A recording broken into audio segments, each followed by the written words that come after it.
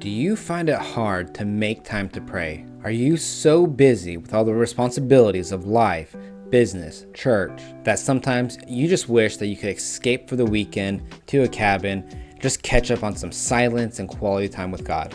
In this video, I'm going to show you why it's important that you pray like a monk even if you work like a CEO, how to improve your prayer life without adding anything more onto your busy schedule, and 3 fail-proof strategies that you can start using today. Hi, my name is George and welcome to my channel where I help Christian and entrepreneurial ministry-minded men lead a thriving and missional life. Let me reveal the shocking lesson that I learned from Warren Buffett about prayer. Like many of you, I love the idea of prayer and I wish that I could do it more often. And to be honest, I'm not the biggest follower of Warren Buffett, but I did watch this clip of him recently that just made me look at prayer in a different light. The first rule in investment is don't lose.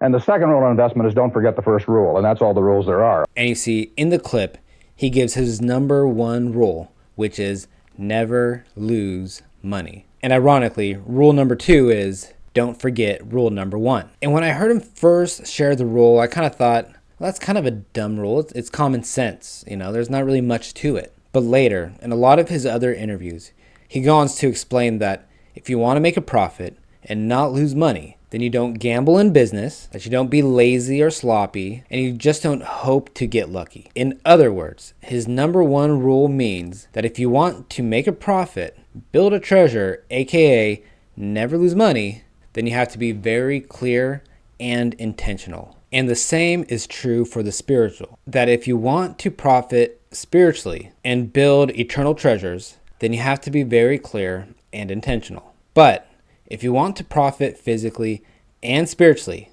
at the same time, then you need to learn how to turn work into prayer. Imagine this straw moving across the table represents your time and energy. And this gummy represents your work or your physical profit. Ultimately, God does want us to work hard and to profit and to put our energy to good use. Now, imagine this green gummy as our spiritual treasure. Let's say prayer. And we know that praying is good. Even Paul tells us that we should pray unceasingly. So we should also use our time and energy to pray. If we're to have a strong work ethic and we're supposed to pray consistently, our goal should be to use our time and energy to build a spiritual and a physical treasure at the exact same time. So if you could learn how to turn work into prayer by becoming a person of work and peace, then you'll be able to derive the most amount of profit from your time and energy, both the physical and the spiritual treasure. So the question is, how do you take your work, your plumbing business, your sales career, whatever it is, and how do you transform it into prayer? The same way that you make an airplane. Well, not quite the exact same way. You can have a normal, non-aerodynamic piece of paper, and just by making some simple folds, you could turn it into an airplane. And as funny as it sounds, the same is true for your work. And I'm going to show you the 3 folds of turning your work into prayer. Has anyone tried to apologize to you for some way that they wronged you, but you just didn't feel it? I mean, you could tell that they didn't really mean it. They'll typically say something like, I'm sorry that you felt hurt when I punched you. But when somebody actually apologizes from the heart, it feels completely different. And not just different, but it feels tangible, it feels true. It is the thought that counts. So, the first fold on turning your work into prayer is to do your work with love and reverence to God. The prophet Jeremiah says, "Cursed is the one who does the Lord's work negligently." Our work from the heart is a form of prayer. So here's a quick power tip. Right before you start work, take 30 seconds to a minute and just say a quick work startup prayer. If you want, you can even read a chapter from Psalms. Now, for the second fold, you need to consistently remind yourself that when you're earning money, it's because that you're solving someone else's problem. You're helping remove burdens from people and so fulfilling the law of Christ. just like in Galatians. So every day, remind yourself that this is your why.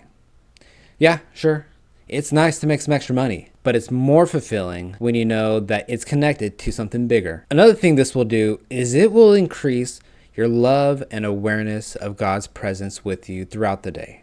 I mean, what else besides that is the foundation of prayer? So pro tip number 2 is say a prayer for your customers. Ask God to help you solve their problems and that he would give them peace. And for the third fold, I want to tell you about a man named Bezalel. I want to tell you about a man named Bezalel. That was hard. So in Exodus 31, God is giving instructions on how to build a tabernacle. And God talks about this man. Let's call him Mr. B. Mr. B is filled with God's Spirit, but he's a craftsman. And he's filled with God's Spirit to build all this amazing stuff in the tabernacle. And isn't that kind of interesting? One of the only other persons in the Old Testament that the Bible said was filled with his Spirit, besides like a prophet or a king, was this craftsman, this someone who was skilled in their work. And God is super clear throughout the whole Bible that he loves it when we use our skills and talents and we develop them and we become skillful at what it is that he's given us. Let your work be an avenue that God uses to fill you with his Spirit. You want to stay consciously engaged with the thought that God is giving you this skill for a purpose. In fact, Jesus even said, apart from me, you could do nothing. So here's your third power tip. Write down your top 3 skills and just ask God daily to help you increase in those skills. And if you do those 3 folds of turning your work into prayer, you'll increase your awareness of God throughout the day, and you'll be able to transform your work from a labor of temporary profit into also a labor of spiritual profit. But I have to warn you that if you're successful at this, you're going to realize that you have a new problem. You're going to desire to engage God even more throughout the day with prayer. So go ahead and watch this video right here, and I'll give you my 5 best strategies to continuously say prayers throughout the workday.